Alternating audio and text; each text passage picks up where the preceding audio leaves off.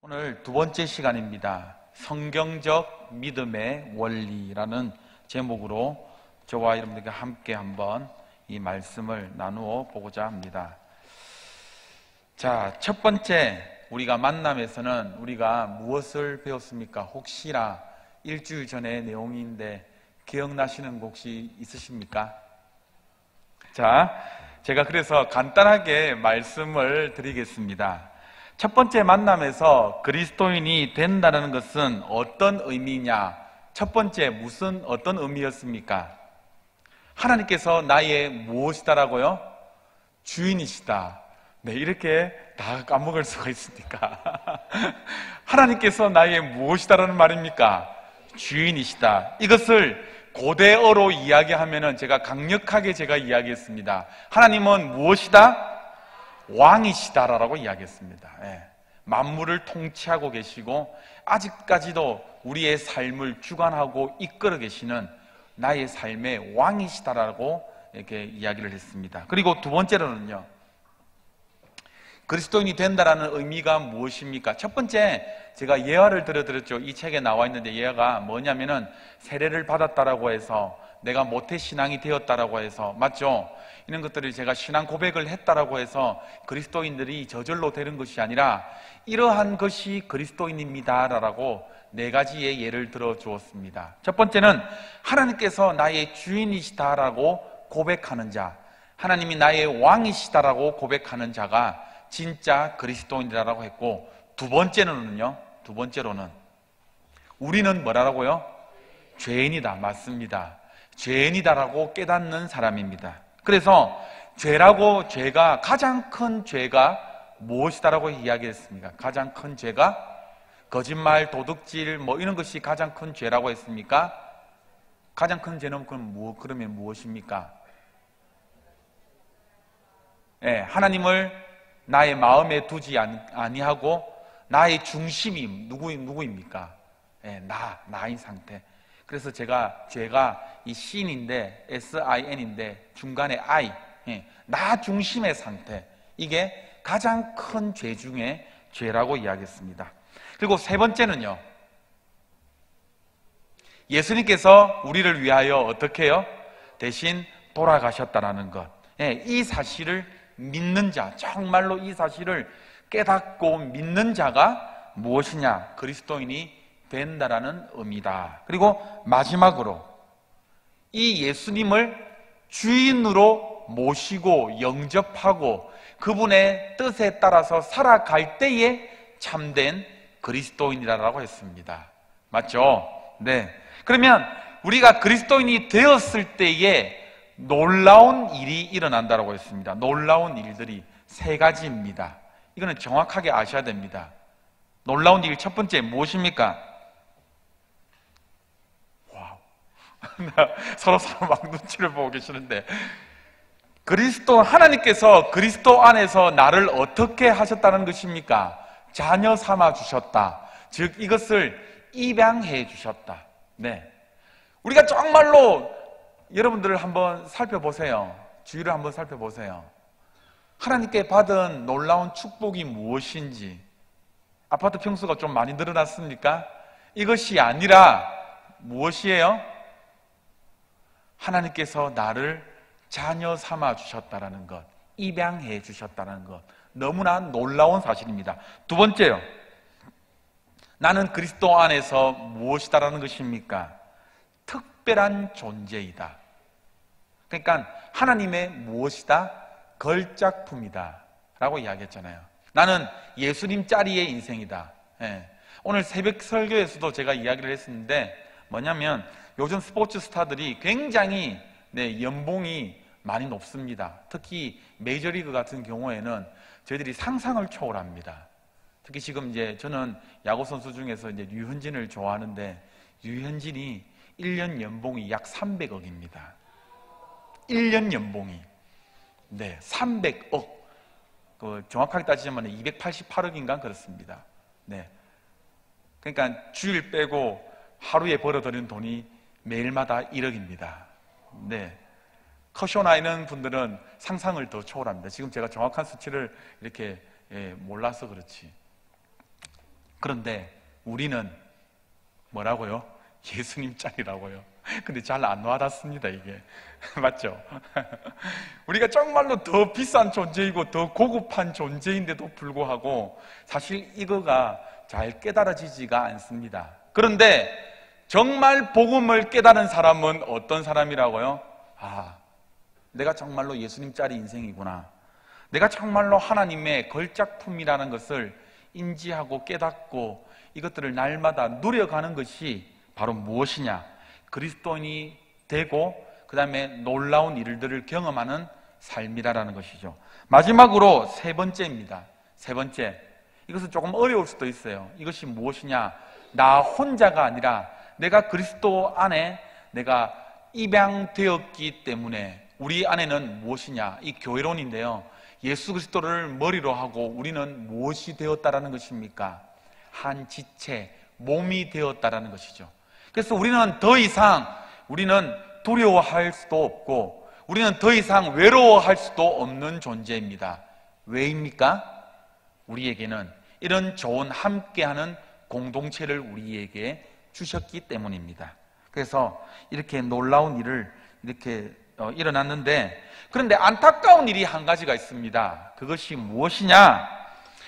신앙생활을 대부분 처음 시작하는 사람들은요, 어떤 말들을 많이 하면은 하나님께서 나에게 은혜를 베풀어 주셨어요. 얼마나 은혜가 달콤한 줄 모르겠어요. 항상 이제 우리 교회에서는 이제 양육반을 마치든지 이제 뭐 사역자반을 마치든지 다 무엇을 합니까?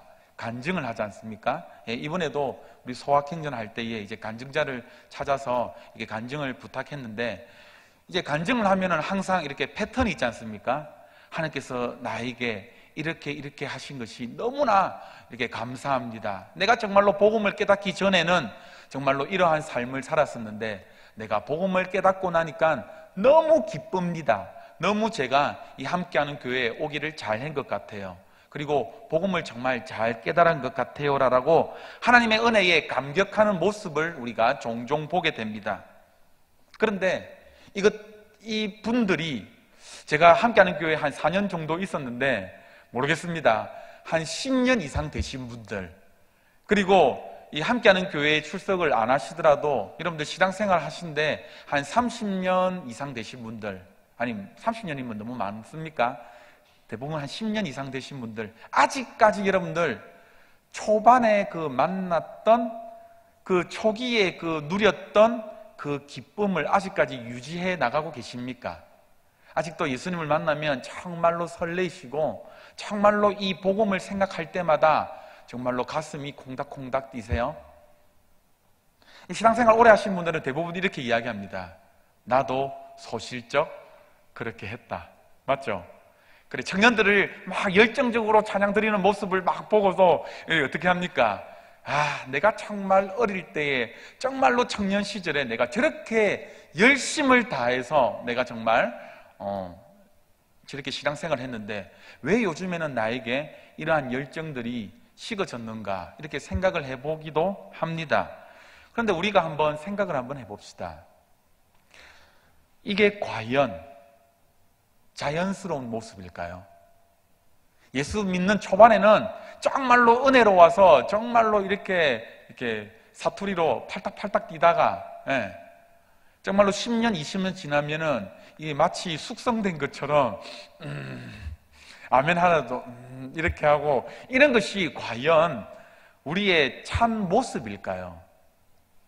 성경에서 가르치는 그리스도 안에 있는 삶은 정말로 처음에는 만났을 때는 기쁘지만은 시간이 지나면서 탈색하고 퇴색하고 정말로 생기가 과연 없어지느냐라는 것입니다.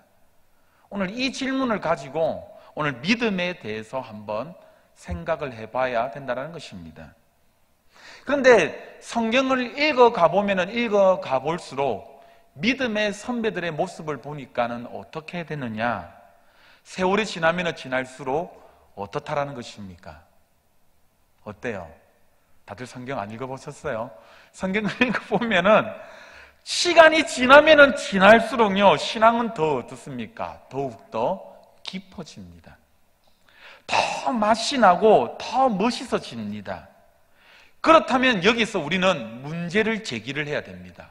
왜 이 수많은 신앙의 이 선배들은 이렇게 신앙이 깊어질수록 이렇게 더 깊은 관계를 누렸는데 왜 우리들은 그렇게 하지를 못하냐는 것입니다. 무엇이 문제입니까? 과연 도대체 뭐가 문제입니까? 오늘 그것을 한번 살펴보도록 하겠습니다. 자, 오늘 첫 번째 생각해 볼 질문 우리가 함께 한번 읽어보시겠습니다. 생각해 볼 질문입니다. 시작. 그리스도인으로 새롭게 태어났지만 성장하지 못하는 사람들이 많습니다. 이유가 뭘까요? 예수님께서 누가복음 8장 5절부터 15절 말씀에서 많은 그리스도인들이 축복을 받았음에도 불구하고 그에 걸맞게 자라지 못하는 이유를 말씀해 주고 있습니다. 방금 이 말씀을 읽었죠? 자, 그러면 우리 성경책을 한번 펼쳐 보시면서 한번 이 말씀을 듣겠습니다.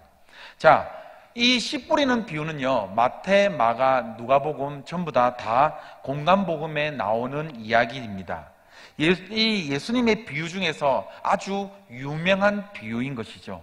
이 복음서 저자들은 무엇이냐, 이 비유를 예수님 나라의 비유들을 한데 모아놓은 데에서 가장 서두 부분에 배치를 해 두었습니다. 그러면 이 서두 부분에 배치를 해둔 이유가 분명히 있겠죠. 맞죠? 그건 무엇이냐, 이 비유가 정말로 중요하다라는 것입니다. 서론의 역할을 하고 있으니까는 이 부분이 굉장히 중요하다는 것인데, 자, 한번 살펴볼까요? 오늘 씨 뿌리는 비유. 오늘 이것을 읽으면은 우리 어르신들은, 농경사회에 익숙하신 분들은 이 비유가 금방 확 와닿을 것입니다. 그런데 이 농경사회에 있지 않은, 농촌을 경험하지 못한 우리 젊은 세대들은 이 비유가 잘 못 알아들을 것입니다. 자, 보통 우리가 씨를 이렇게 뿌릴 때에, 씨를 이렇게 심을 때에 어떻게 여러분들 심습니까? 어떻게 심어요? 흙을 파고 씨를 묻고 그다음에 다시 흙을 어떻게 합니까? 덮죠. 제가 그래서 자료 사진을 들고 왔습니다. 계십시오. 보통 이렇게, 맞죠? 뭐 홈이나 이렇게, 맞죠? 이렇게 해서 이렇게 씨를 보통 이렇게 이제 뿌립니다. 그런데 넓은 밭은 여러분들 어떻게 씨를 뿌리는 줄 아십니까? 이 소쿠리라든지 이렇게 해서 이렇게 흩어서 이렇게 뿌립니다. 그래서 인터넷을 제가 찾아봤거든요. 다음 사진 한번 펼쳐볼까요? 예, 이런 식으로 이렇게 흩어서 이렇게 씨를 뿌립니다. 그래서 오늘 본문 말씀과 같이 넓은 밭에 씨를 뿌릴 때는요, 이렇게 그 씨를 담은 소쿠리라든지 그릇을 한 손에 이렇게 잡고 이렇게 씨를 넓게 뿌립니다. 근데 대부분의 씨는 좋은 땅에 뿌려지기도 하지만은 노련한 농부가 아무리 씨를 잘 뿌린다라고 할지라도 일부가 어떻습니까? 길가에 뿌려지기도 하고 돌짝밭에 뿌려지기도 하고 가시덤불에 뿌려지기도 할 것입니다. 그런데 이렇게 어떤 밭에 이 씨들이 뿌려졌는가에 열매를 맺기도 하고 열매를 맺지 못하기도 할 것입니다. 그런데 이제 그러면 우리가 이것을 생각하고 난 다음에 우리가 이 비유의 말씀을 한번 잘 생각을 한번 해봅시다. 자, 여기서 그러면 씨를 뿌린다라고 했는데 여기서 이야기하는 씨는 여러분들 무엇이겠습니까? 씨는 무엇이겠습니까? 말씀입니다. 몇 절에 나와 있을까요? 11절 말씀에 정확하게 나와 있습니다. 11절 말씀 함께 한번 읽어보시겠습니다. 시작. 이 비유는 이러하니라. 씨는 무엇이다라고요? 하나님의 말씀이라고 11절 말씀에서 정확하게 말씀을 해주고 있습니다. 여기서 지금 하나님의 말씀이라는 것은 무엇이냐? 제가 1번으로 적어놨습니다. 1번 한번 읽어보시겠습니다. 시작. 하나님이 주신 일반적인 모든 메시지 또는 예수님이 가르치신 일반적인 가르침. 그러니까 여기서 하나님의 말씀이라는 것은 하나님께서 주신 이렇게 일반적인 모든 메시지다라고 말할 수가 있겠죠. 그런데 여기서 우리가 지금 다룰 주제와 지금 관련하여서 던질 수 있는 질문이 무엇이냐라고 하면은 예수님께서 가르치신 일반적인 많은 가르침 가운데서 가장 핵심적인 메시지가 과연 무엇이냐라는 것입니다. 우리는 12절 말씀에서 그 중심 메시지를 우리가 힌트를 얻을 수가 있습니다. 12절 말씀을 함께 한번 읽어보시겠습니다. 시작. 이에 마귀가 가서 그들이 믿어 구원을 얻지 못하게 하려고 말씀을 그 마음에서 빼앗는 것이요. 자, 12절 말씀에 나오는 믿지 못하고 구원을 받지 못하게 되는 이러한 표현을 지금 우리가 보게 될 때에 이 씨가 떨어져서 궁극적으로 지금 열매를 맺게 하는 것은 바로 무엇이다라는 것을 우리가 알 수 있습니까? 구원이다라는 것을 알 수가 있습니다. 다시요, 이 말씀은 무엇이다라고요? 씨앗은 무엇이다라고요? 말씀이고, 이 말씀이 땅에 떨어져서 궁극적으로 열매를 맺는 것은 무엇이다라고요?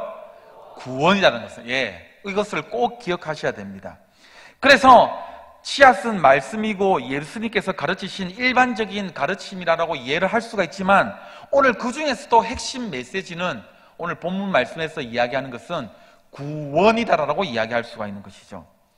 그래서 지금 1과에서 첫 번째 이 만남에서 제가 이야기를 한 것은 하나님과 우리와의 이 만남, 그러니까 이 구원의 내용이 무엇이냐라고 하면은 우리가 정말로 그 십자가의 사건을 통해서 우리가 하나님 앞에 나아가게 되는 것이고, 우리가 그 구원의 내용을 믿기만 하면은 하나님께서 우리를 어떻게 해주시는 것입니까? 자녀 삼아주시고 입양해 주시는 것.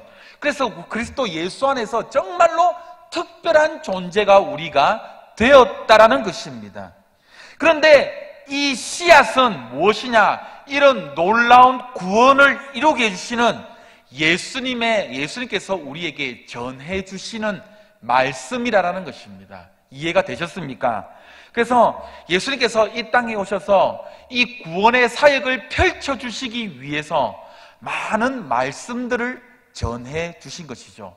그래서 그 구원의 사역을 이루기 위해서 지금 2000년 동안 우리의 믿음의 선조들이 계속해서 무엇입니까? 말씀을 지금 예수를 안 믿는 사람들에게 증거하고 있다라는 것입니다.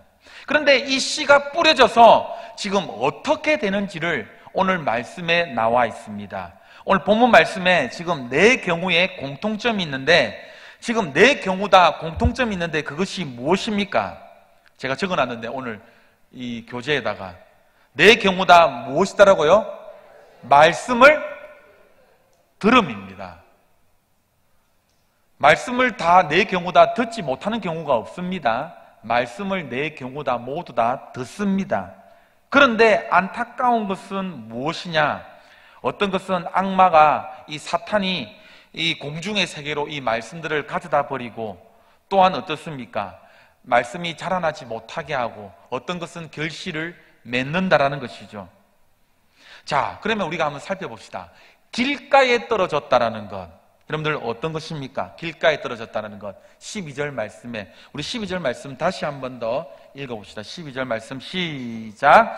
길가에 있다는 것은 말씀을 들은 자니 이에 마귀가 가서 그들이 믿어 구원을 얻지 못하게 하려고 말씀을 그 마음에서 빼앗는 것이요.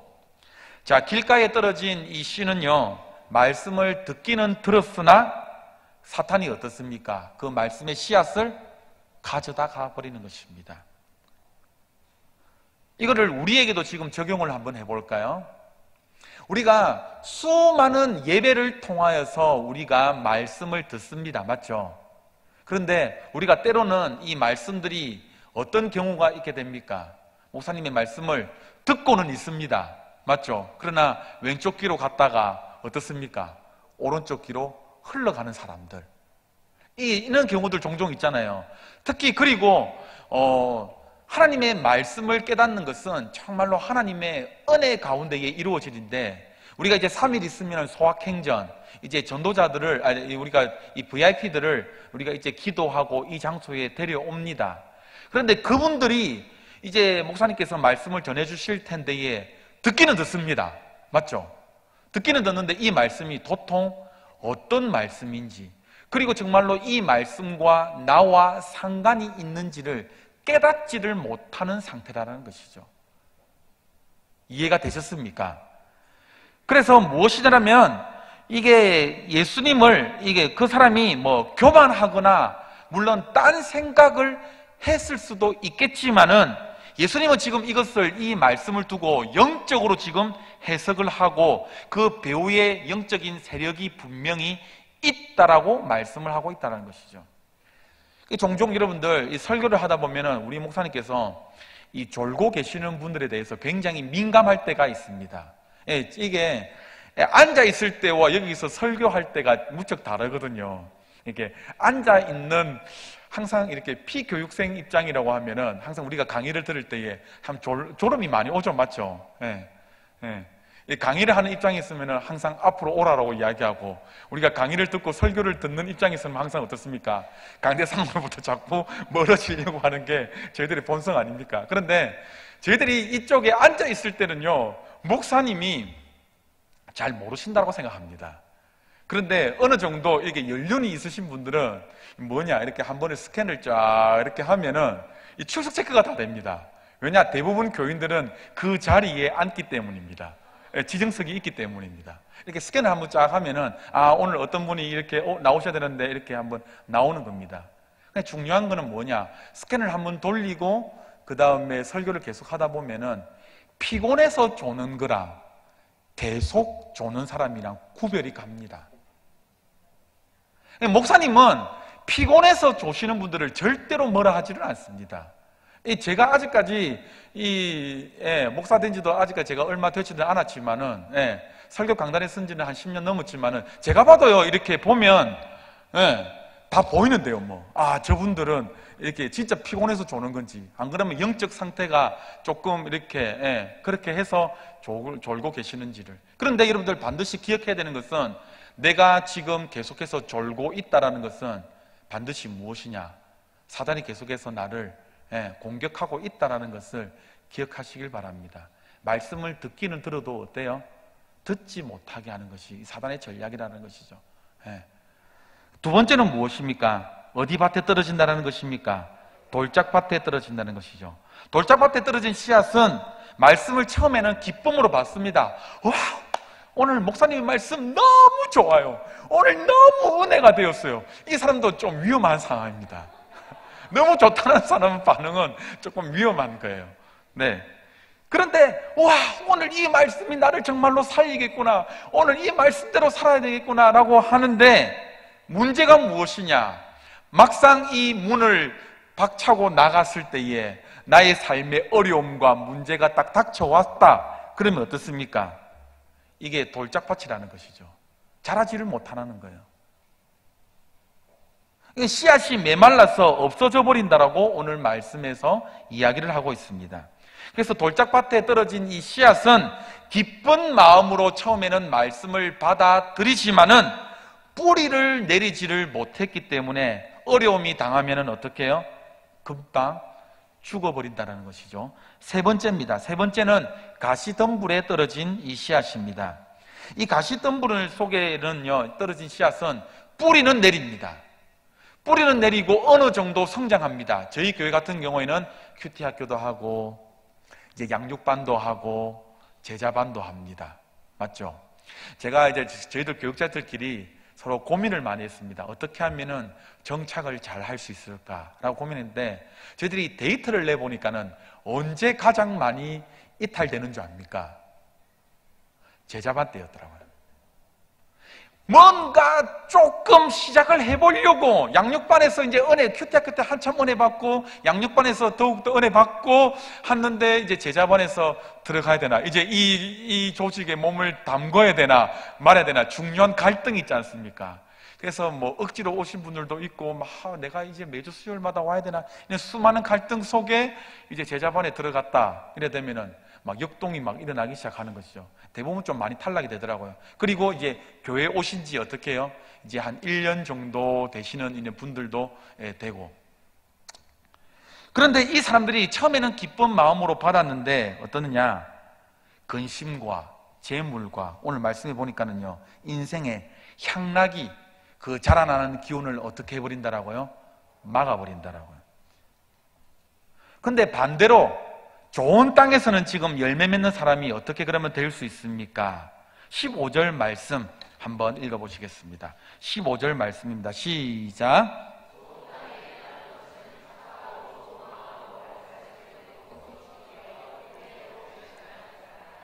좋은 땅에서 결실을 맺는 사람은 세 가지로 나타나 있습니다.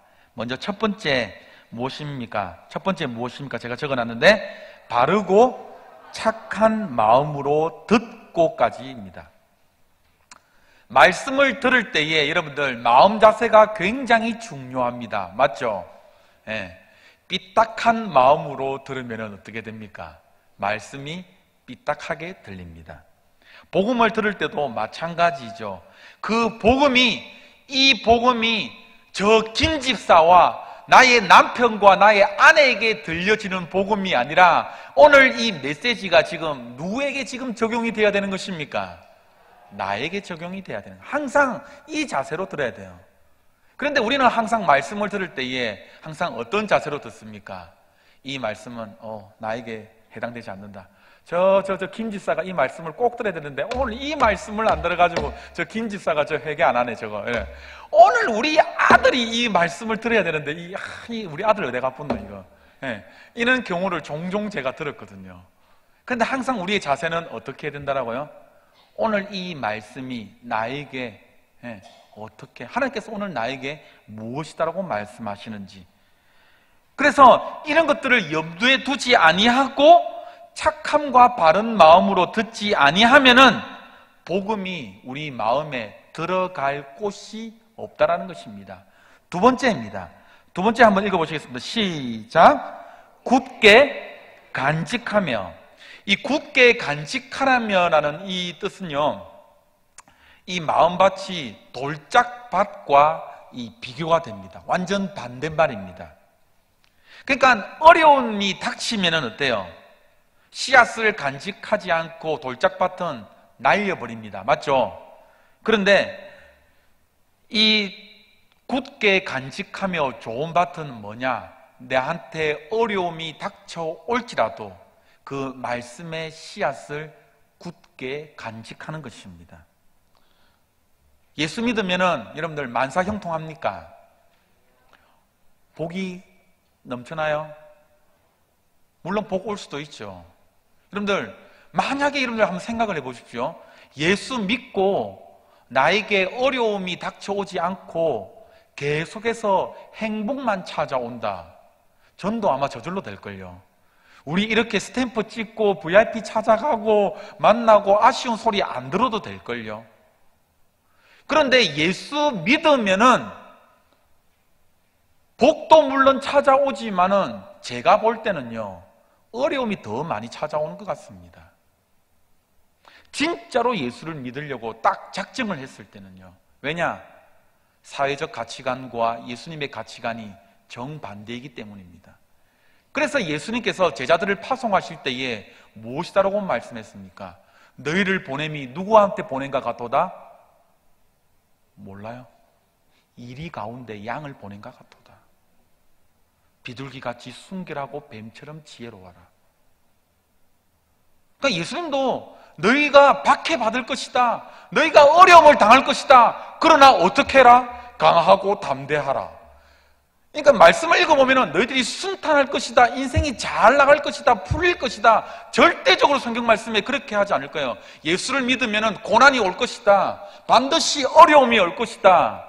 이게 무당하고 틀린 거예요. 무당은 뭐 뜻습니까? 제가 안 가봐서 잘 모르겠지만 들은 바에 의하면은 삼재네 삼재.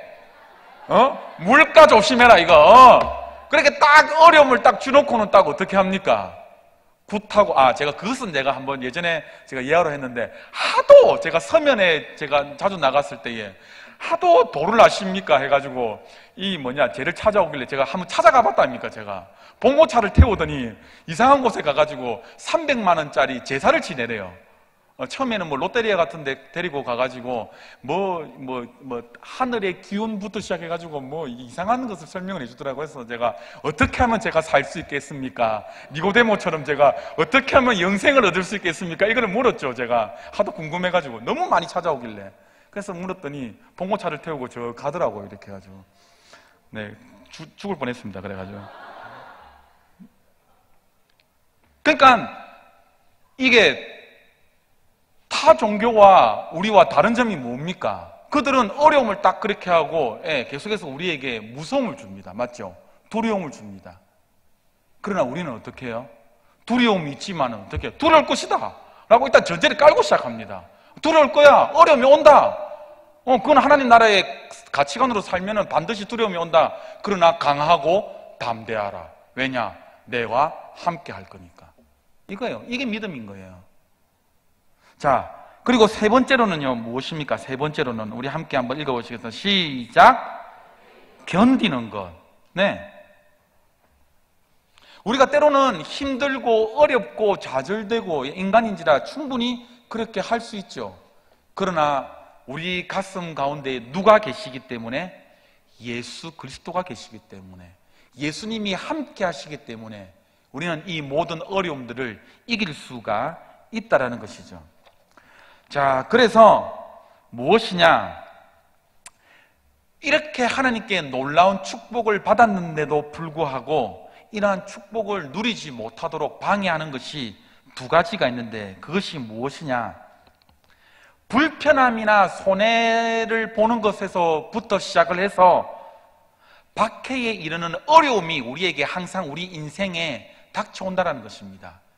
즉 다시 말해서 우리 인생길 가운데 어려움이 반드시 찾아온다는 거예요. 신앙생활을 방해하는 거. 두 번째는 무엇이냐? 세상살이를 살아가다 보면은 우리가 계속 찬송을 합니다. 저 하늘이 좋습니다. 저 천국의 소망을 바라봅니다라고 해도 막상 유현진이 1억에 1년에 300억 받는다라고 보면은 막상 배가 아파지기 시작합니다. 맞죠? 천국의 소망을 둔다라고 할지라도 자꾸 옆집 사람이 로또 맞은 것처럼 돈을 잘 번다라고 한다면은 자꾸 우리 심보가 자꾸 뒤틀리는 게 우리의 마음이에요. 그런데 인생을 뒤돌아보면은 이러한 방해물들이 한 번도 없었던 적이 없었던 것 같아요. 아니에요. 정말로 신앙생활을 했을 때에 여러분들 오늘 우리 송구 영신 예배 때 우리가 이제 다 1년 동안 이 회개 기도문을 적어내고 주님 정말로 이게 2019년도는 제가 바르게 살겠습니다라고 했는데 지금 이제 3개월이 지나갔으니까 4분의 1이 지금 지나가는 이 시점에서 한번 생각을 한번 해봅시다. 정말로 3개월 동안 여러분들 아무런 걱정거리와 유혹거리가 아무것도 없었어요? 아니잖아요. 얼마나 수많은 유혹거리와 근심 걱정거리가 우리 안에 있었습니까? 그런데 무엇이냐? 예수님께서는 이러한 우리를 너무나 잘 알고 계시고, 맞다! 너희들 충분히 그렇게 할 수 있다. 시험을 받을 수 있다. 그런데 무엇이 되라고 합니까? 에베소서 6장 말씀에 보면은 너희들이 무엇을 해라고 해요? 영적으로 무장해라고 하잖아요. 성령의 검과 구원의 도와, 여러분들 다 알고 계시잖아요. 진리의 허리띠를 메고 그들과 함께 맞서서 나가라라고 말씀하고 있는 거잖아요. 그래서 예수님께서 우리가 정말로 비결을 가르쳐 주시는데, 바르고 착한 그 마음으로 그 말씀을 순수하게 받아들여서 그것을 어떻게 해요? 굳세게 지켜내는 것, 그것이 바로 무엇이냐? 믿음이라라고 이야기하는 것입니다. 아시겠습니까? 자, 그래서 오늘 믿음에 대해서 한번 살펴볼 건데, 우리 한번 2번 은혜와 믿음 생각해 볼 질문 한번 읽어봅시다. 시작. 믿음이 좋다, 강한 믿음을 가지고 있다라는 말은 어떤 의미라고 생각하십니까? 여러분, 믿음이 좋다, 믿음이 강한 믿음을 가지고 있다는 말은 여러분들 어떤 의미라고 생각하세요? 우리 흔히 권사님들이 이런 말들을 종종 나이 많으신 분들이 많이 쓰시는데, 특히 이렇게 선자리 주선을 해줄 때, 맞죠? 그 총각 믿음이 얼마나 좋은 줄 알아? 이러면서 아닙니까? 얼마나 신실한데 정말로 믿음이 강직해 라고 이렇게 그만한 처녀, 믿음 좋은 만한 그 믿음 좋은 처녀가 없다라면서 그렇게 이야기하는데, 우리가 이런 말들을 종종 씁니다. 그런데 믿음 좋다라는 말이 과연 어떠한 말일까요? 우리는요, 흔히 믿음 좋다라고 이야기하면은 어떤 거를 생각을 많이 하느냐? 주일날 꼬박꼬박 결석 안 하고 출석 잘하는 것. 또 두 번째는 뭡니까? 뭐 헌금생활 잘하는 것. 또 세 번째는요, 이제 새벽기도까지 나오면 끝판대장입니다. 예, 맞죠? 예. 새벽기도 나오면은 뭐 더 이상 할 말 없습니다. 그 잠에 새벽기도를 빠지지를 않는다더라. 예, 막 이런 하면서, 예. 이 총각 전도사님들이 굉장히 있잖아요. 사역지 나가면은 권사님들이 이 난립니다. 난리. 이렇게 막 벌떼같이 달려들어가지고 자기 딸 묻기 시작해가지고 막 이렇게 하거든요. 예. 그런데 우리는요, 앞서서 믿음이라는 것이 무엇이냐 정의를 했는데, 바르고 착한 마음으로 어떻게 해요?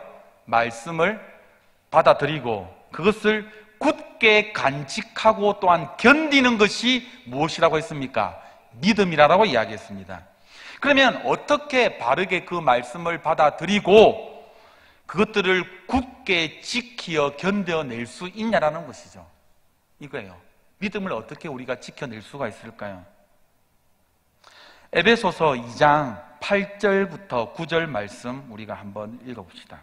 에베소서 2장 8절과 9절 말씀입니다. 에베소서 2장 8절과 9절 말씀, 제가 가진 성경은 신약성경 311페이지입니다. 한번 읽어보시겠습니다. 시작. 너희는 그 은혜에 의하여 믿음으로 말미암아 구원을 받았으니 이것은 너희에게서 난 것이 아니요 하나님의 선물이라. 행위에게서 난 것이 아니니 이는 누구든지 자랑하지 못하게 함이라. 아멘. 자, 오늘 이 에베소서 2장 8절과 9절 말씀에서 우리는 두 가지를 통해서 구원을 받았다라고 지금 이야기를 하고 있습니다. 무엇을 통해서요? 믿음을 통하여 은혜로 무엇을 받았다라고 합니까? 구원을 받았다라고 합니다.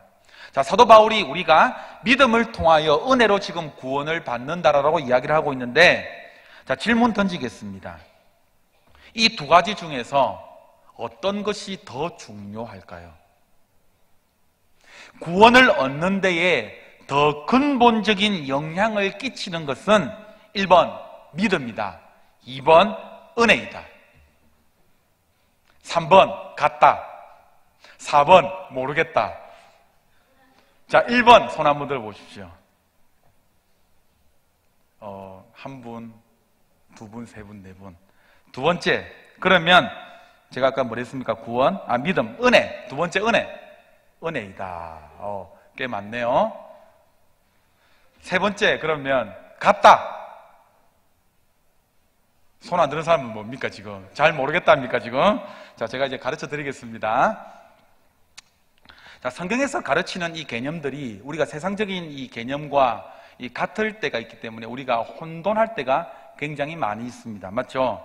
그래서 은혜라는 것을 우리가 무엇인지 정확하게 우리가 깨달아야 됩니다. 많은 사람들이 은혜라고 이야기할 때에 어떤 생각을 이렇게 가지냐면은, 특히 우리 교회 특징, 전부 다 이 의자들마다 휴지가 다 있어서 은혜라고 생각하면은 우리가 기도해야 할 때 주여 우린 연약합니다. 오늘 또 눈물 한번 흘리면 어떻습니까? 오늘 은혜 받았다라고 생각할지도 모르겠습니다. 맞죠?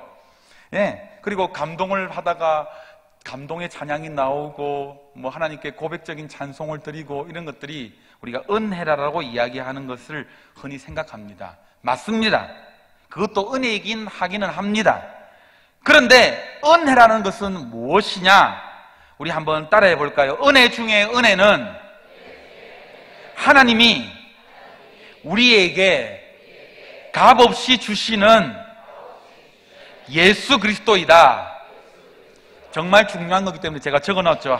같이 한번 읽어보시겠습니다. 2번입니다. 시작. 은혜 중에 은혜는 하나님이 우리에게 값없이 주시는 예수 그리스도이다. 이것이 무엇입니까? 하나님과 우리는 원래 어떤 상태였습니까? 원수입니다. 철천지 원수입니다.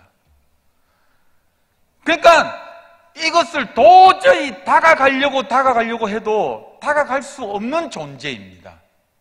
이 죄라는 것 때문에. 그런데 무엇입니까?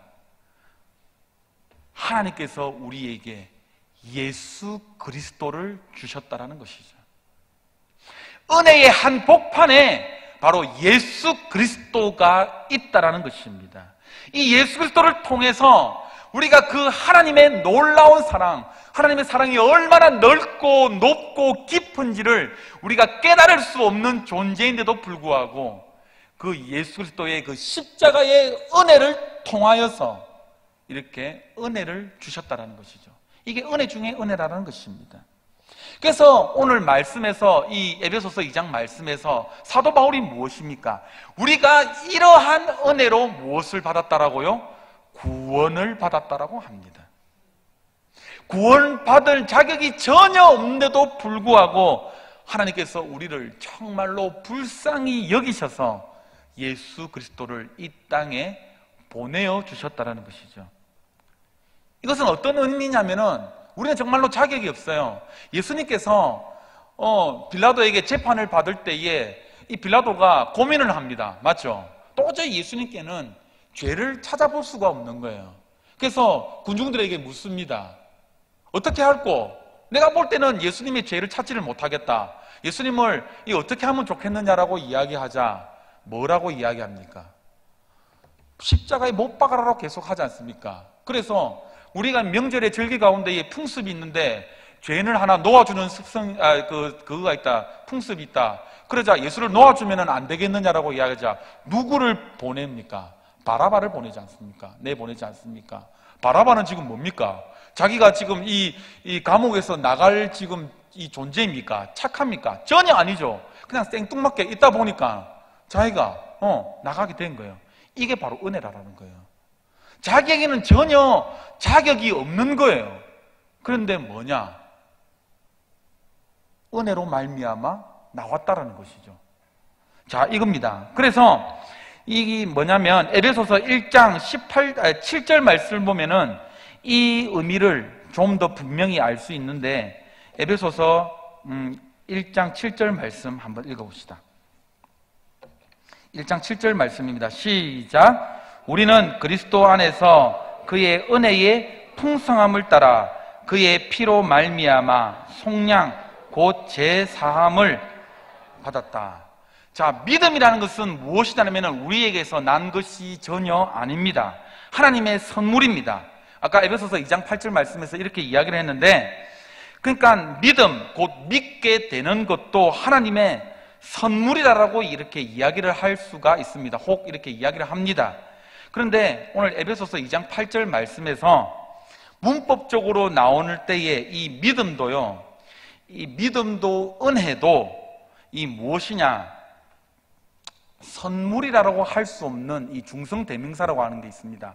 이게 굉장히 어렵는데 저도 이게 신학적인 이 부분에서 서로 이렇게 신학자들이 서로 이야기하는 것이 굉장히 틀리기 때문에 저도 이렇게 이 주석들이나 이런 것들을 좀 찾아봤습니다.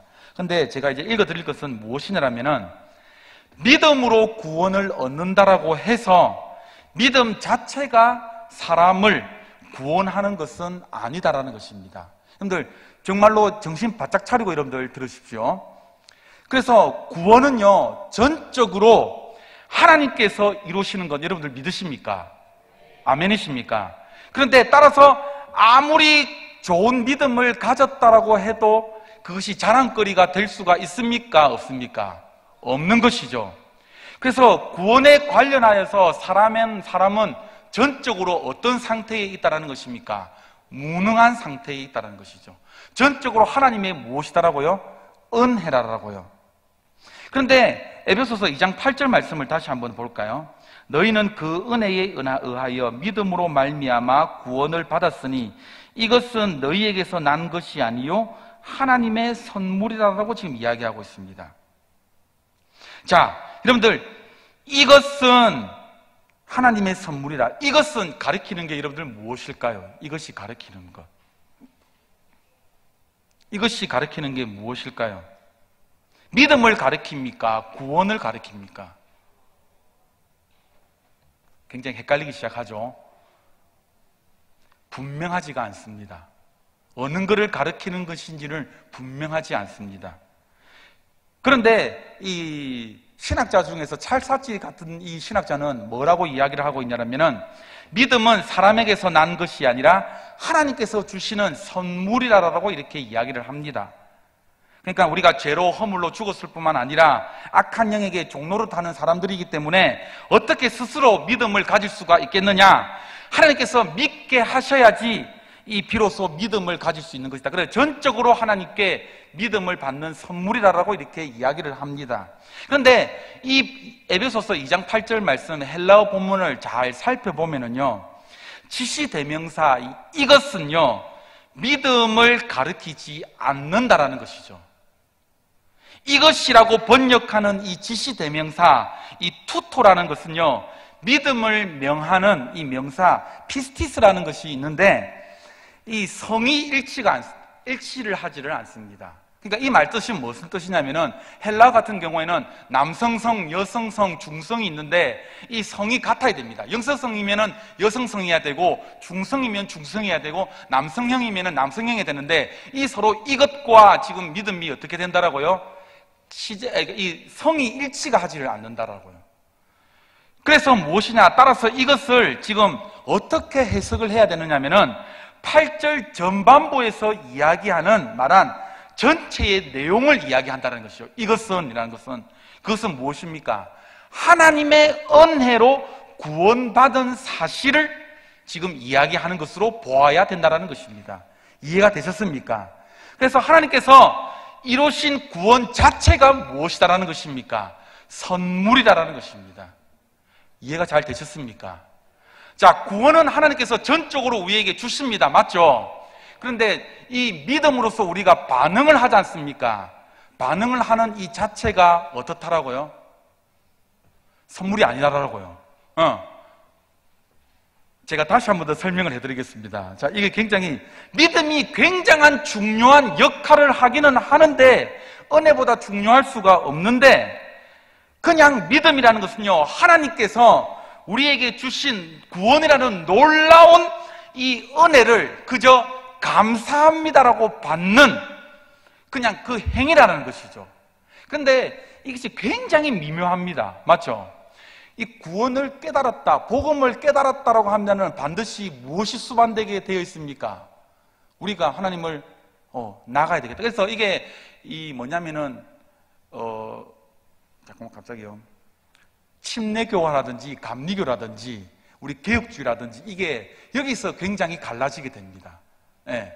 우리가 이 전적으로 하나님 앞에 이렇게 우리는 전적 타락, 전적 은혜. 그래서 하나님께서 우리에게 은혜를 주시지 아니하시면은 우리가 나아갈 수가 없다.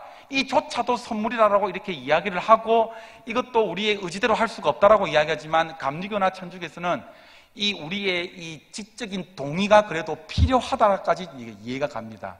그래서 이제 무엇을 이야기를 하냐면은 믿음이라는 것은 무엇이냐? 우리 한번 따라해 봅시다. 그리스도께서 돌아가시고 사신 것이 은혜인데 그 믿음이라는 것은 하나님의 은혜를 그대로 받아들이는 것입니다. 그래서 다시 한번 요약한다는 것은 무엇이냐는 것은 믿음이라는 것은 하나님께서 주시는 그 선물을 감사함으로 받는 것, 하나님께서 하실 일과 하실 일에 대하여서 전인격적으로 네, 그렇습니다, 아멘으로 반응하는 것이 믿음이라는 것입니다.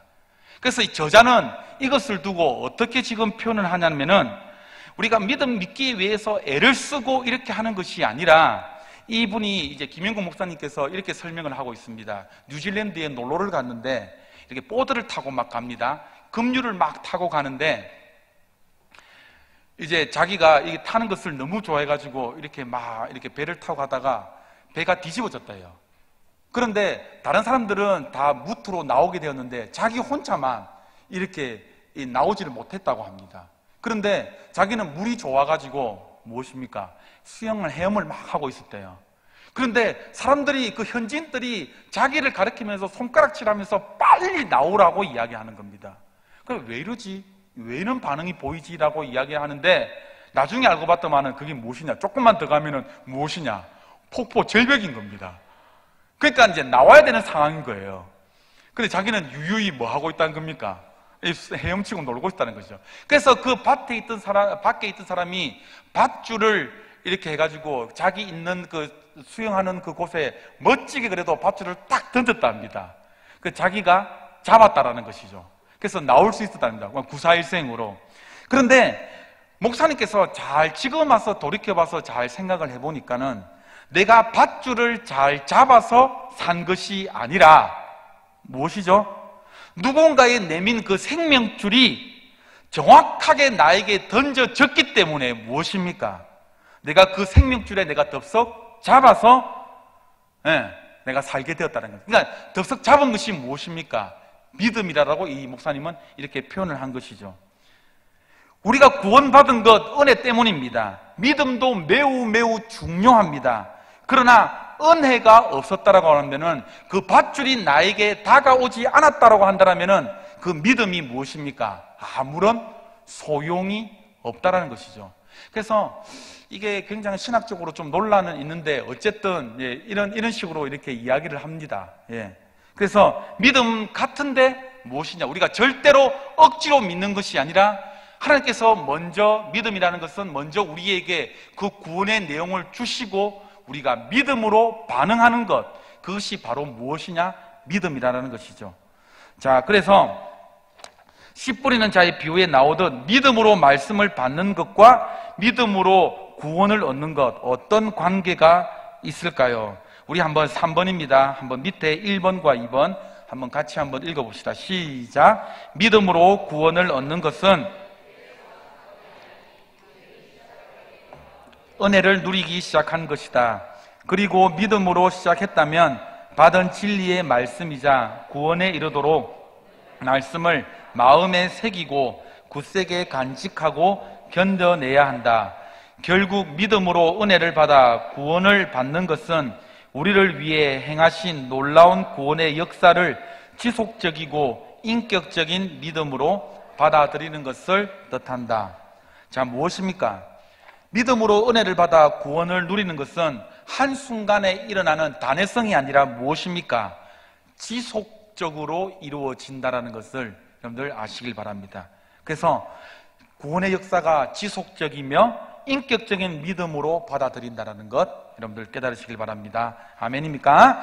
3번입니다. 뒷장으로 넘어갑니다. 3번 성경이 가르치는 믿음. 히브리서 11장 6절 말씀 한번 읽어보시겠습니다. 히브리서 11장 6절 말씀입니다. 히브리서 11장 6절 말씀입니다. 제가 가진 성경은 신약성경 364페이지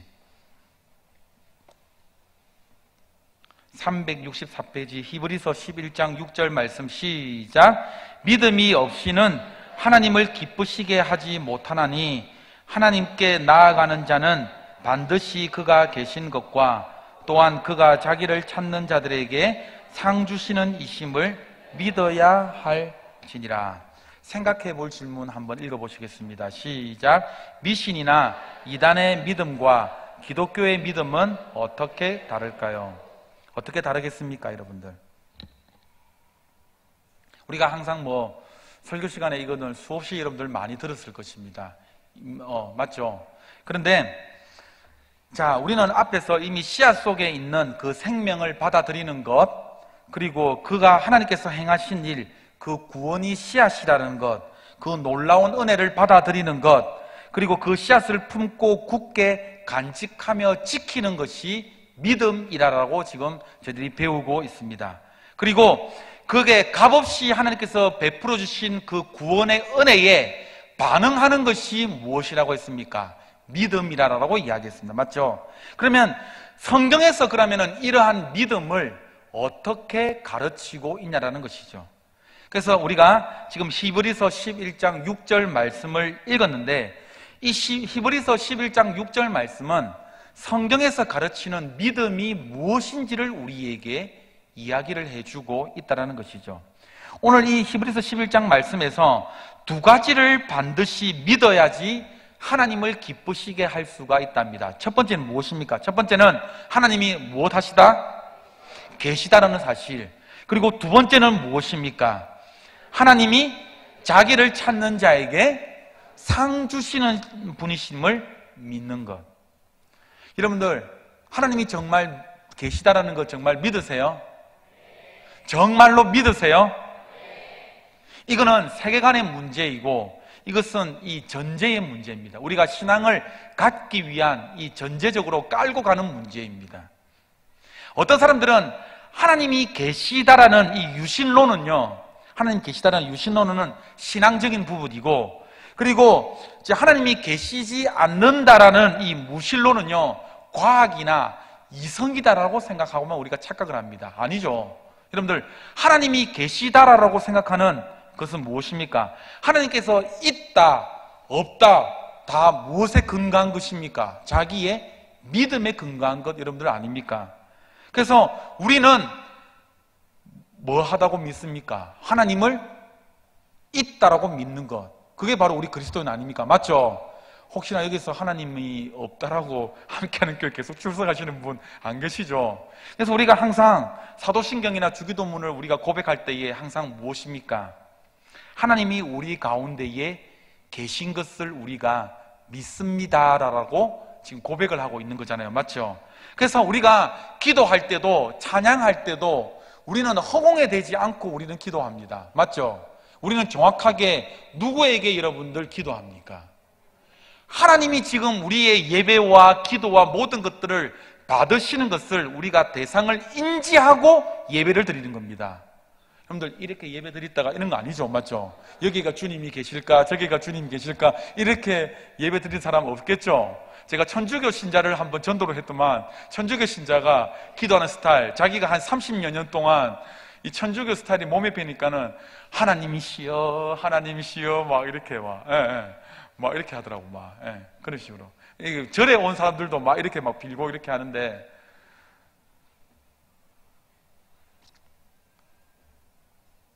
그러니까 우리가 신앙생활을 할 때에 단지 우리의 지적 동의를 넘어서서, 단지 신이 계실 것이다라는 이 지적 동의를 넘어서서 살아계신 하나님의 이 진실한 자세가 필요하다라는 것이죠. 그럼 우리 자세를 한번 살펴봅시다. 진짜 하나님이 계시다라고 한다면 우리의 신앙생활이 조금 달라지지 않을까요? 제가 충격받은 사실이 뭐냐 하면, 제가 선한목자교회 유기성 목사님의 예수님의 사람이라는 24시간 예수님과 동행하는 그 세미나와 영성일기 세미나를 한참 좋아해서 그 목사님 세미나를 주로 많이 찾아갔었는데, 그 목사님이 24시간 예수님과 동행하는 삶을 살기 위해서 늘 노력하신다고 하더라고요. 그래서 이분이 정말로 어떻게 하면 예수님과 동행하고 하면 살 수 있을까라고 해서 처음에는 습관 잡기 위해서 이 숟가락과 젓가락도 놔놓고 예수님 식사하세요 이렇게 하고 진짜 식사하고, 그러니까 자기가 그런 것을 인지하기 위해서. 그러니까 저도 한번 해봤거든요. 매우 피곤한 삶이더라고 이게. 예수님 여기 앉으십시오, 예수님 저 기도합니다 뭐 이랬잖아요. 제 말씀 들으셨죠? 제 기도 들으셨죠? 그런데 놀라운 변화가 뭔지 압니까? 부담스럽습니다. 제 행동에 굉장한 제약이 옵니다. 예수님이 있다라고 생각하니까는요. 물론 행복하고 즐겁겠죠. 예수님 옆에 있는데 여러분들 거짓말 할 수 있겠습니까? 나쁜 마음 먹을 수 있겠어요? 자, 쉬운 예로 우리 담임 목사님이 여러분들과 함께 24시간 동행한다고 생각해 봅시다. 왜 이렇게 갑자기 이렇게 서름을 이렇게 하십니까? 지금 강대상에서도 여러분들 졸다라고 알고, 이렇게 막 신앙적인 면로 권면을 하고 계시는데, 김 집사, 왜 이러니? 왜 이렇게 거짓말을 해? 계속해서 옆에서 지켜보고 계시다가 막 이렇게 한다라고 합시다. 좀 부담스럽지 않을까요? 맞죠? 물론 함께 있는 것이 좋게는 하겠지만, 우리가 예배를 드리면서 신앙생활을 한다고 하면서 예수님과 함께 동행한다라고 이야기하면서 막상 예수님은 어떻게 하느냐? 저 뒷방에 그냥 모셔놓고 우리는 예배를 드릴 때 허공에 예배를 드릴 때가 많다라는 것이죠. 그런데 진정한 믿음은 무엇이냐? 예수님이 정말로 지금 나의 이 기도와 예배와 모든 삶에서 함께 하신다, 나의 예배를 받으신다는 이 믿음 위에 드려지는 이 고백이라는 것입니다. 그러면 조금 우리의 자세와 믿음의 태도가 조금 달라질 것입니다. 한번 연습해 보세요. 저랑 같이. 오늘 이제 내일 아침 먹을 때 한번 숟가락 놓으시고 한번 연습 한번 해보세요. 예수님 아침 식사 잘하세요 이렇게 하면서 진짜 좀 달라질 거예요, 이 생각이. 자, 두 번째는 무엇입니까? 두 번째는 무엇입니까? 하나님이 자기를 어떻게 해요? 찾는 자에게 상 주시는 분이심을 우리가 믿는 믿음입니다. 여기서 여러분들 상이 무엇일까요? 상. 밥상입니까? 여러분들 웃으시는데 시편에 나오는 이 다윗의 고백이 주님께서 나에게 상을 차려주시고 있잖아요. 그 시편의 고백.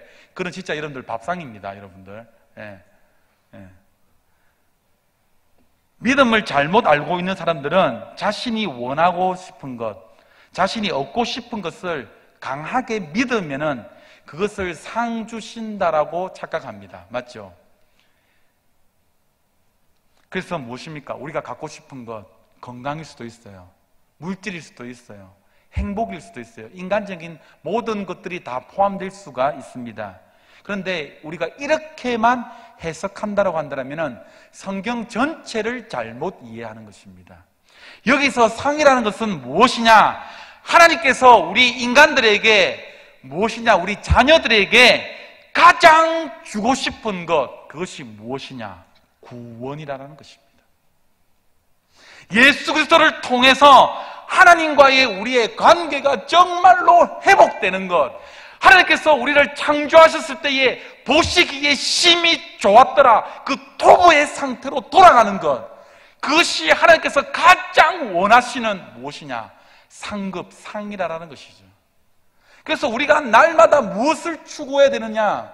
내가 하나님 이 상을 정말로 추구합니다. 무엇이냐? 이 구원을 올바르게 이해하고 믿음으로 달려나가는 것, 즉 우리의 믿음의 끝은 예수 그리스도를 닮아가는 것, 그리스도의 장성한 분량까지 자라나는 것, 이것이 바로 우리의 그리스도인의 목표라는 것이죠. 이게 바로 우리의 상이라는 것입니다. 그래서 우리가 신앙생활을 할 때에 정말로 우리가 믿어야 할 것이 무엇이냐? 하나님께서 자기를 찾는 자들에게 우리를 더욱더 지금 회복시켜주고 계시고 더욱더 하나님의 형상으로 만들어주고 계신다는 것을 우리가 어떻게 된다라고요? 믿음으로 믿고 나가야 된다는 것입니다. 그런데 우리는 하나님께서 주시는 상급을 바라볼 때, 하나님 우리 아들 좀 이 공부 좀 잘하게 해주세요. 우리 집이 이렇게 살아서 되겠습니까? 좀 물질적으로 좀 행복하게 해주세요. 물론 필요합니다. 그런데 무엇이냐? 이것이 먼저 선행이 되어야 된다는 것입니다. 아멘입니까? 그래서 우리가 성경에서 말하는 믿음이라는 것은 무엇이냐? 우리가 믿고 싶은 것을 열심히 믿는 게 절대로 아니에요. 하나님께서 이야기하시는 이 믿음은 우리가 한번 따라해 봅시다. 하나님이 하신 일을 우리의 전인격적으로 긍정하는 것입니다. 어떤 거냐? 하나님 정말로 놀랐습니다. 하나님께서 행하신 일들을 내가 정말로 하나님의 말씀을 통해서 경험해 보니까는 정말로 하나님께서 정말로 하신 일들이 맞군요. 정말로 나에게 행하신 이 모든 일도 내가 순간순간에는 내가 어려웠지만은 하나님께서 나에게 가장 좋은 것을 나에게 주시려고 이렇게 이 모든 것들을 이끌어 왔군요. 그 하나님을 찬양합니다. 이것이 바로 무엇이냐? 우리의 믿음의 고백이라는 것입니다. 아멘입니까? 그런데 잘못된 믿음이 있다는 것이죠. 잘못된 믿음. 잘못된 믿음이 무엇이냐? 성경에서 이야기하는 믿음이 아니라 잘못된 믿음은 미신, 맹신, 광신이 있습니다. 뭐라고요? 미신, 맹신, 광신. 미신이라는 것은 뭡니까? 없는 것을 믿는 것이죠. 맞죠? 그러면 맹신은요, 무조건 믿는 겁니다. 이것을 내가 이루고야 말 테다. 하나님 주시옵소서. 오늘 주시옵소서. 이런 것들. 광신은 뭡니까? 자기 멋대로 믿는 거예요. 내가 믿고 싶은 것만 내 하나님을 만드는 것이죠. 그런데 성경에서 이야기하는 믿음은 무엇입니까? 확신입니다. 확신. 확신은 무엇이에요? 사실에 근거해서 믿는 믿음. 이것이 확신입니다.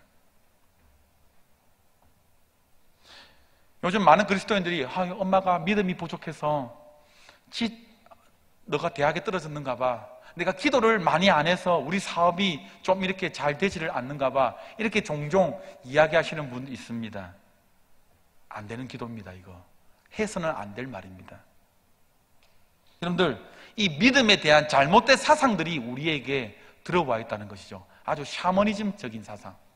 지성이면 감천이라. 하나님을 감동시키면은 하나님께서 우리에게 복을 베풀어 주실 것이라는 이 지성이면 감천이라는 이 샤머니즘 사상이 우리 속에 뿌리 깊게 박혀 있다는 것이죠. 여러분, 믿음은요, 하나님의 은혜에 대한 우리의 반응인 것이지 우리가 하나님을 움직이려고 하는 것이 절대로 아닙니다. 다시 말했어요. 믿음은 뭐라고요? 하나님의 은혜에 대한 우리의 무엇이다라고요? 반응이라고요. 우리가 절대로 하나님을 조종해서는 돼서는 안 되는 것입니다. 그래서 기도의 응답이 무엇이냐? 내 뜻대로 이루어지는 것이 아니라 하나님의 뜻을 발견하는 것이 여러분들 기도의 응답입니다. 그래서 여러분들, 나는 왜 기도의 응답이 안 될까요? 지 마음대로 안 되니까 기도의 응답이 안 되는 거죠. 하나님의 뜻을 깨달아야지 기도의 응답을 정확하게 알 수가 있는 거예요. 때로는 노도 무엇입니까? 기도의 응답이에요. 기다려, 이것도 무엇입니까? 하나님의 응답인 거예요. 그런데 우리는 반드시 무엇입니까? yes, 이것만 하나님의 응답이라는 이 사실을 자꾸 믿고 가잖아요. 그래서 조금만 어려움이 닥쳐와도 내가 기도를 잘 못해서 그렇다. 좀 더 열심히 기도하자. 좀 더 하나님의 마음을 좀 움직여보자. 물론 우리가 신앙생활할 때 열심을 내야 되죠. 그런데 이러한 샤머니즘 사상이 가지고 있으면 안 된다는 것입니다. 그래서 다시 말해서 성경에서 이야기하는 이 믿음은 하나님께서 하신 일들에 대해서 하나님, 당신이 그렇게 하셨습니다. 예, 하나님께서 이 모든 것들을 이루셨습니다라고 이야기하는 무엇이다? 반응이라는 것입니다. 아멘입니까? 그래서 제가 시간을 맞추어서 하다 보니까 좀 빨리빨리 넘어가는데 4번, 자, 한번 읽어봅시다. 믿음으로 사는 원리, 생각해 볼 질문 함께 한번 읽어보시겠습니다. 시작. 믿음을 가지고 산다는 것은 무슨 의미일까요? 1번 한번 읽어보시겠습니다. 시작. 믿음으로 산다는 것은 1, 2, 3번 다시 한번 읽어보겠습니다. 시작. 하나님이 행하신 일들을 믿고 따라 살아가는 것. 하나님이 행하고 계신 일들을 믿고 따라 살아가는 것. 3번, 하나님이 행하실 일들을 믿고 따라 살아가는 것. 자, 살아가는 원리가 두 가지가 있는데 하나는 잘못된 원리고 하나는 잘 되는 원리, 바른 원리입니다. 근데 잘못된 원리는 무엇이냐는 것은 보는 것으로 살아가는 것입니다. 보는 것으로. 우리가 알겠죠? 보는 것으로. 그런데 잘못된 것은 무엇이냐? 여기서 바른 원리는 믿음으로 살아가는 것이고, 믿음으로 살아가는 것은 하나님께서 우리에게 행하신 일들, 행하고 계신 일들, 행하실 일들을 믿고 그 믿음에서 따라가는 것이라고 우리가 방금 읽었죠. 그래서 우리가 감정으로 느끼는 것은 늘 2차적인 문제이기 때문에 우리가 느낌대로 살아가지 않는다라는 것이죠. 우리가 예를 구체적으로 한번 들어보겠습니다. 우리가 신앙생활 할 때에 혹시 여러분들 이런 느낌 안 듭니까? 오늘 너무 외롭습니다.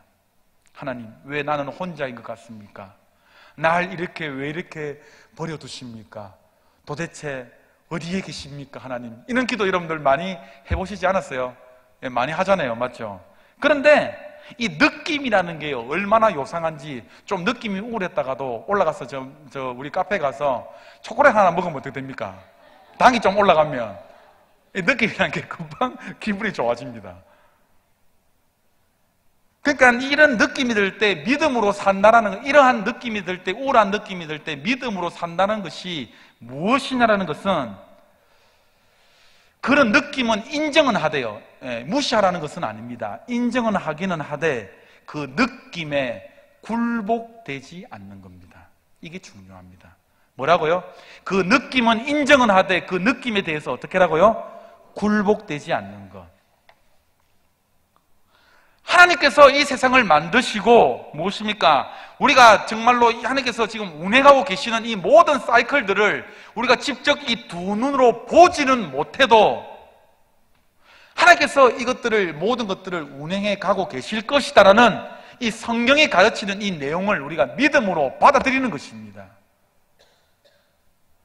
그래서 정말로 이 하나님께서 이 모든 사실을 운행해 가고 계시다, 정말로 믿음으로써 이거를 받아들이는 것.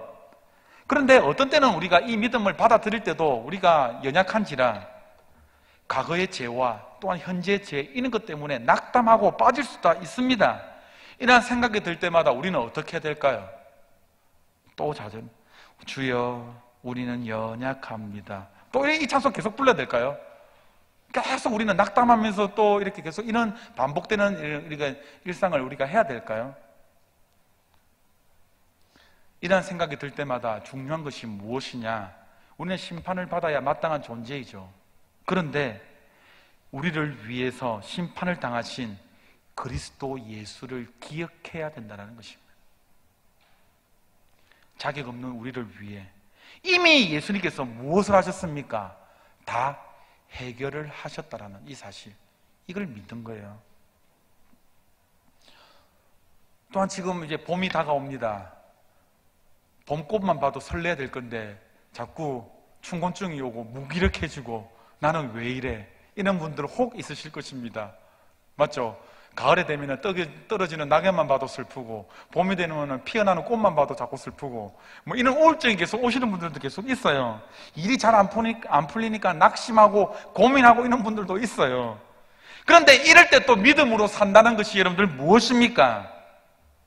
아까 제가 말씀드렸죠. 하나님께서 뭐를요? 우리를 특별한 존재로 만드셨다는 것. 하나님께서 우리를 통해서 하시고자 하는 일이 분명히 있으시다라는 것. 지금 그 일이 진행 중이지만은 아직 완성되지 않았다라는 이 사실. 여러분들, 그래서 우리는 그 주님이 이루실 일을 계속해서 바라보면서 계속해서 나아가야 됐다는 사실을 우리 계속해서 믿어야 되는 거예요. 그래서 교회에서 무엇입니까? 부족한 부분들을 계속해서 서로 도와주고 서로 격려하고, 그래서 계속해서 이것들을 생겨나야 되는 거예요. 때로는 우리가 인간인지라 여러분들 어떻습니까? 가까이서 보면은 실망하는 부분들이 굉장히 많죠. 여러분, 등산을 여러분들 하다 보면은 무엇입니까? 저 멀리 산을 보면은 산세가 너무나 아름답죠. 근데 등산로 길을 따라가면은 무엇이 보입니까? 쓰레기가 여러분들 보이지 않습니까? 마찬가지로 우리 함께하는 교인들도 밖에서 보면은 너무나 아름다운 공동체, 너무나 좋은 공동체지만은 속속들이 여러분들, 특히나 우리는 6개월마다 한 번씩 체인지가 되기 때문에 두루두루 다 만나보잖아요. 만날 때마다 뭐습니까? 저 사람은 저래서 안 좋고 저 사람은 저래서 안 좋고 계속 비판만 하다가 여러분들 6개월 동안 여러분들 마치실 것입니까? 좀 바꿔보세요. 저 사람은 저래서 좋고 저 사람은 저래서 좋고 장점을 찾으세요. 저렇게. 그러면 조금 달라질 거예요. 그래서 우리가 성경에서 이야기하는 바를 잘 바라보는 시각이 중요한데, 우리가 한번 따라해 봅시다. 믿음의 시각, 경험의 시각. 여러분들, 이것을 여러분들 잘 알아야 됩니다. 근데 우리는 경험의 시각보다 우리는 무엇을 알아야 되느냐? 믿음의 시각을 먼저 알아야 된다는 것이죠. 믿음의 시각을 선택하기로 결정을 해야 된다는 것이죠. 그래야 이 구원이 우리 속에서 열매를 맺는다는 것입니다. 이러한 이유 때문에 여러분들 무엇인 줄 압니까? 성경 말씀을 읽습니다. 우리가 느낌적으로 살아가는 것이 아니라, 경험에 의지하는 것이 아니라, 우리가 믿음의 시각의 눈으로 바라보기 위해서 우리가 뭘 해야 되는 것입니까? 성경 말씀을 읽어야 된다라고요.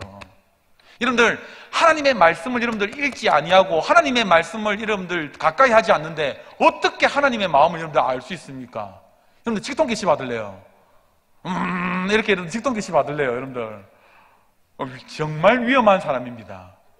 네. 성경을 읽지 아니하고 하나님의 말씀을, 하나님의 뜻을 분별한다? 저는 그거는 거의 99.99%가 저는 거짓말이라고 생각합니다. 특히 이런 분들 있잖아요. 말씀 안 읽고 전부 다 기도원에 가가지고 나는 영파다라고 하는 사람, 하나님께서 나에게 말씀해 주셨습니다. 형제님 오늘 이렇게 하시는 게 좋겠습니다. 이게 무당이나 다른 거지 뭡니까? 그래서 사실 최고의 여러분들 상담가가 누군지 아십니까? 바로 예수 그리스도의 말씀이에요. 말씀을 읽다가 여러분들 다 취함을 받고 이게 해결을 함을 받아야 되는 것이에요. 근데 믿음과 이 느낌의 문제가 있어요. 그거를 제가 무엇에 넣냐면 기차로 적어놨어요. 우리 신앙생활에서 그러면 목사님 느낌은 아무 소용이 없습니까? 이러한 질문이 생기는 것이죠. 맞죠? 그런데 우리의 체험은 아무런 의미가 없는가? 이 기차에다가 이렇게 적어놨는데 믿음과 느낌의 문제, 사실 한번 읽읍시다. 사실은 무엇입니까? 하나님의 진리. 믿음은 무엇입니까? 사실에 대해 실제적인 의미를 가지게 함. 느낌은 무엇입니까? 사람마다 다양하게 나타나는 반응입니다. 자, 이 그림만 설명하고 제가 말씀을 마무리를 지을게요. 기차를 봤을 때에 지금 옛날에 저는 이 기차를 보지를 못했고 관광지만 봤는데 제주도에서 그런 호주에서 봤는데 전기기관차입니다. 뿌 이렇게 석탄을 가지고 가는 전기기관차입니다. 이 전기기관차를 잘못하니까는 뭐냐, 이 석탄이 옷에 다 묻더라고요. 이게 석탄이 막 가루가 날려가지고 저는 그걸 몰랐는데 어쨌든 이 석탄 기관차, 자 봅시다. 맨 앞에 뭐가 있습니까? 기관차가 있지 않습니까? 맞죠? 이 팩트입니다. 맞죠? 사실. 그렇다면 여러분들 이 사실, 페이스, 믿음, 그다음에 필링, 느낌, 이 세 기차 중에서 가장 중요한 이 객차가 여러분들 어느 객차겠습니까? 사실이겠죠. 기관차이겠죠. 맞죠? 왜입니까? 기관차가 계속해서 움직여 주기 때문이죠. 맞죠? 그런데 이 기관차가 움직이게 해주는 동력이 여러분들 어디서 나타납니까? 믿음, 석탄에서 나타나는 것이죠. 석탄을 계속해서 공급해 주어야 어떻게 합니까? 이 기차가 달릴 수가 있다는 것이죠. 그러면 기관차와 이 석탄차가 이 두 개만 있으면 잘 달립니까? 잘 달리죠. 근데 문제는 중요한 거는 이 두 차만 달리가 뭐 하겠습니까? 목적이 있어야 될 거 아니에요. 이게 바로 무엇이냐? 필링, 느낌이라는 것입니다. 그러니까 그리스도인들이 단순히 이 성경을 단순한 기록이 아닌 역사적 사실로 믿는 이유는 그것이 사실이 아니다라고 한다면 우리는 모든 이게 신화입니다. 맞죠? 팩트에 근거해야 됩니다. 여러분들 노아 방주 믿으십니까? 잘 안 믿는데 이거 지금. 노아 방주 믿으세요? 예수님께서 물 위로 걸으셨다는 걸 믿으세요? 3일 만에 부활하셨다는 것, 십자가에 못 박혀서 기절하지 않고 3일 만에 부활하셨다는 사실 믿으세요? 이거는 사실입니다. 이것을 이끌어가는 것이죠. 이것이 뭔가 하나님께서 기절하신 것 같은데 홍해가 갈라진 게 아니고 이 무트로 그냥 지금 우리 진도처럼 그 길이 난 거 아닌가 막 이런 식으로 의심하기 시작하면은 우리의 신학 체계는 완전히 다 무너져 버립니다. 그런데 무엇이냐? 우리의 이 사실로 존재하려고 하면은 이 뭡니까? 반드시 우리가 뭐가 따라야 되는 것입니까? 믿음이 필요한 것이죠. 맞죠? 그런데 그 믿음 따라서 따라오는 것이, 그 믿음 뒤에 따라오는 것이 무엇입니까? 체험이라는 것이죠. 체험. 그래서 체험이 중요한 건데 체험은 사람들마다 천차만별입니다. 예를 들어 볼까요? 기도할 때 혹시 방언 받고 막 이렇게 막 좀 약간 이렇게 영적으로 이렇게 좀 민감하신 분들 있잖아요.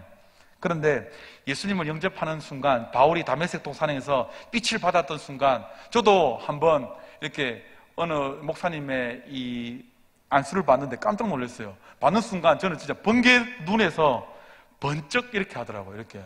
예. 누가 사진으로 플래시 찍나 할 정도로. 그래서 눈을 살짝 떠봤더만 사진은 안 찍더라고요. 이렇게 해가지고. 그런데 요런 그 경험들이 뭐 몇 번 있는데요. 사람들마다.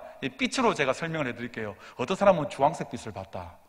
어떤 사람은 빨간색 빛을 봤다. 나는 흰빛을 봤다. 도대체 누가 맞는 걸까요, 여러분들? 다 맞는 거죠, 맞죠? 경험에 의한 것이니까는.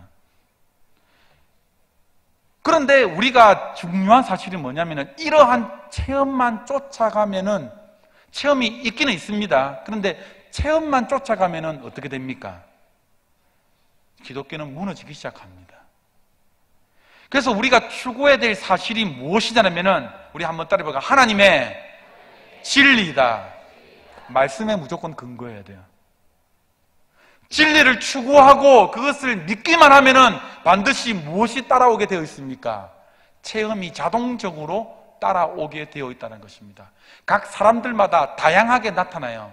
그리고 그 체험들이 다른 사람들과 내가 틀리다라고 해서 나는 믿음이 작다 크다라고 절대로 그것들을 비교하지 마십시오.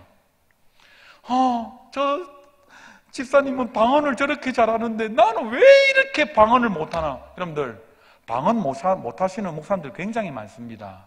장로들, 권사님들 굉장히 많습니다. 그분들이 신앙이 안 좋은 겁니까? 아니에요. 얼마나 믿음 좋으신 분들인데요.